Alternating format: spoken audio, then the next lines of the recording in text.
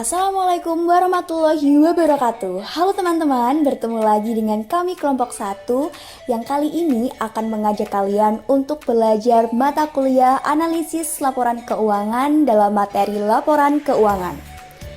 Menurut Kamus Besar Bahasa Indonesia, laporan keuangan merupakan laporan mengenai data keuangan yang berasal dari pembukuan.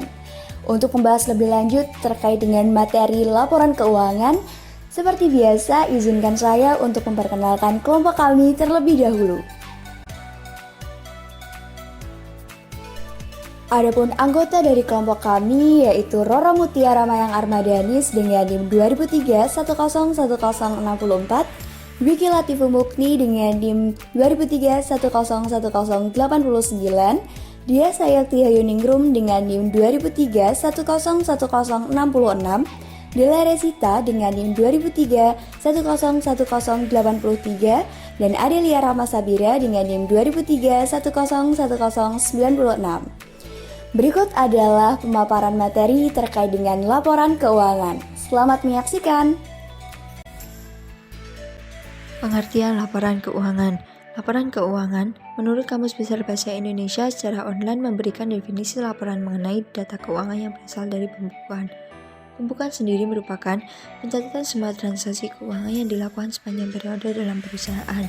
Sedangkan menurut SKK yang tertuang dalam kerangka konseptual pelaporan keuangan menyatakan tujuan umum dari pelapor keuangan adalah untuk menyediakan informasi keuangan tentang entitas pelapor yang berguna untuk investor saat ini dan investor potensial, pemberi pinjaman dan kreditor lainnya dalam membuat keputusan tentang penyedia sumber daya kepada entitas. 5 jenis laporan keuangan yang ada dalam SAK 1 ini setelah adaptasi IFRS adalah sebagai berikut. Yang pertama, laporan posisi keuangan.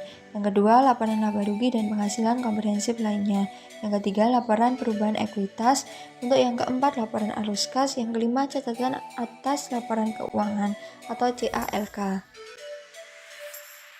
Tujuan dari penyusunan laporan keuangan menurut PSAK 1 dapat tercapai bila dalam pelaporan keuangan menyajikan informasi terkait perusahaan yang meliputi yang pertama aset, yang kedua liabilitas, yang ketiga ekuitas, yang keempat penghasilan dan beban termasuk keuntungan dan kerugian, untuk yang kelima kontribusi yang diterima dan disetor pemilik dalam kapasitas sebagai pemilik, yang keenam arus kas, yang ketujuh informasi lain yang terdapat pada CALK. Laporan keuangan memiliki karakteristik umum yang menurut PSAK 1 update Januari 2021 ada 8 karakteristik, yaitu yang pertama, penyajian secara wajar dan kepatuhan terhadap SAK, yang kedua, kelangsungan usaha, yang ketiga, dasar akrual, yang keempat, materialitas dan penggabungan, yang kelima, saling hapus, yang keenam, frekuensi pelaporan, yang ketujuh, informasi komparatif, yang kedelapan, konsisten penyajian. Laporan posisi keuangan.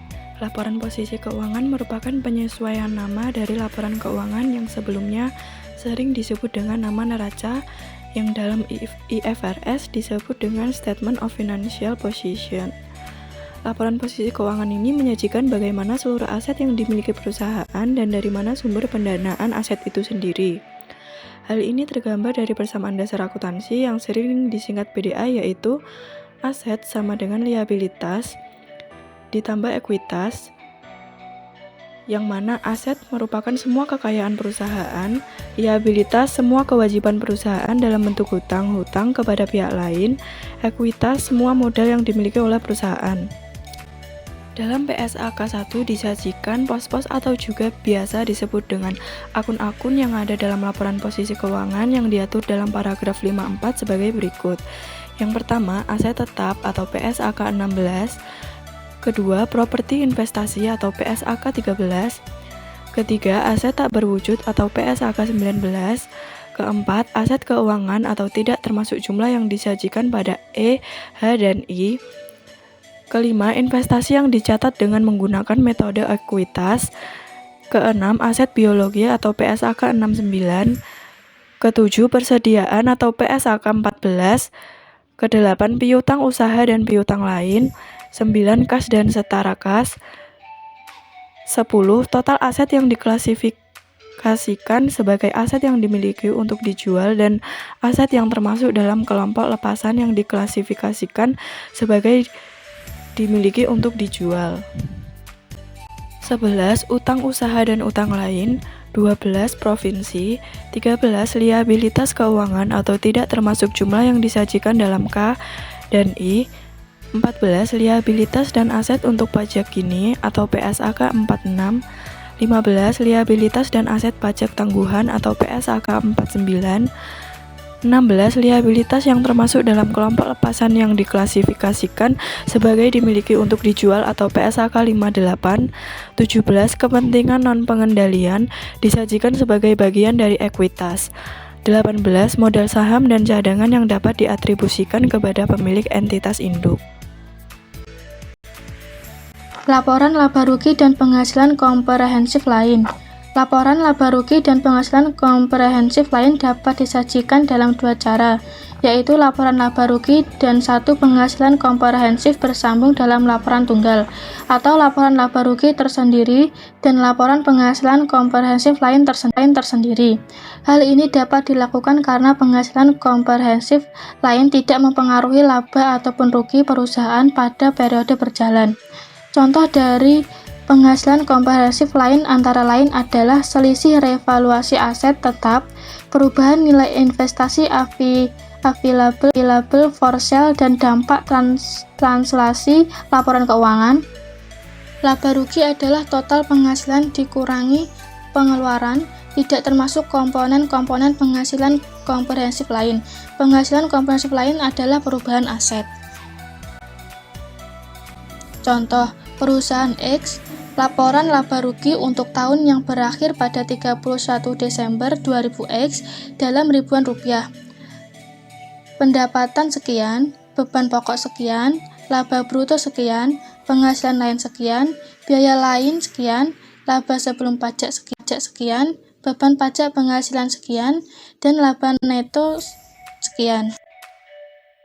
Perusahaan X, laporan penghasilan komprehensif lain untuk tahun yang berakhir pada 31 Desember 2000X dalam ribuan rupiah. Laba neto sekian. Selanjutnya penghasilan komprehensif lain, pos-pos yang tidak akan direklasifikasi ke laba rugi. Keuangan revaluasi aset tetap sekian, pengukuran kembali atas program sekian, imbalan pasti, yaitu bagian penghasilan komprehensif lain sekian, pajak penghasilan terkait pos-pos yang tidak akan direklasifikasi ke laba rugi sekian, dan menghasilkan sekian. Pos-pos yang akan direklasifikasi ke laba rugi. Selisih kurus karena penjabaran labkeu sekian, aset keuangan tersedia untuk dijual sekian, lindung nilai atas kas sekian, pajak penghasilan terkait pos-pos yang akan direklasifikasi ke laba rugi sekian, penghasilan komprehensif lain tahun berjalan setelah pajak sekian, dan total penghasilan komprehensif tahun berjalan sekian. Laporan perubahan modal. Laporan perubahan modal atau ekuitas antara awal dan akhir periode pelaporan yang tersaji menunjukkan naik turunnya aset neto perusahaan selama periode tersebut. Laporan perubahan modal menyajikan informasi terkait dengan laba rugi, penghasilan komprehensif lain, dan transaksi dengan pemilik dalam kapasitasnya sebagai pemilik. Adapun contoh terkait dengan laporan perubahan modal dapat dilihat dalam slide berikut ini.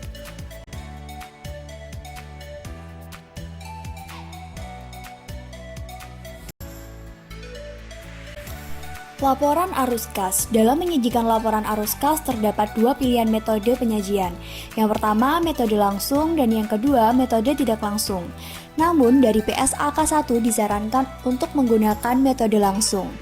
Metode langsung menyajikan kelompok-kelompok penerima dan pengeluaran kas bruto untuk diungkapkan.